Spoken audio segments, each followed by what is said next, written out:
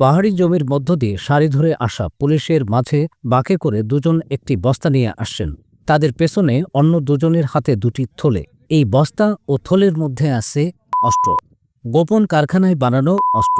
এই দৃশ্য কক্সবাজারের রামু উপজেলার ঈদগড় ইউনিয়নের আবু আহমদ গুনা ফাতেমা ছড়া নামক পাহাড়ি এলাকার। ওই গোপন কারখানায় পাওয়া সরঞ্জাম এগুলো উদ্ধারের পর যা রামু থানা পুলিশের হেফাজতে নেওয়া হয়। কালার এক্সপার্ট, জর্জ স্যাপ এবং মাইল্ড অন হ্যান্ডস টেকনোলজি সমৃদ্ধ অরিক্স ক্রিস্টাল ওয়াশ আপনার laundry expert.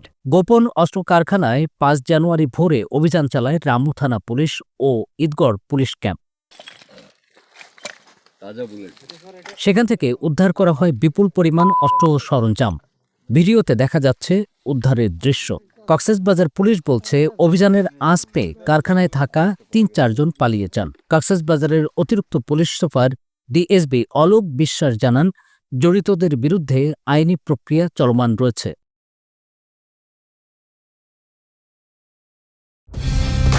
Colour expert, George sap এবং মাইল্ড অন হ্যান্ডস টেকনোলজি সমৃদ্ধ অরিক্স ক্রিস্টাল ওয়াশ আপনার লন্ড্রি এক্সপার্ট।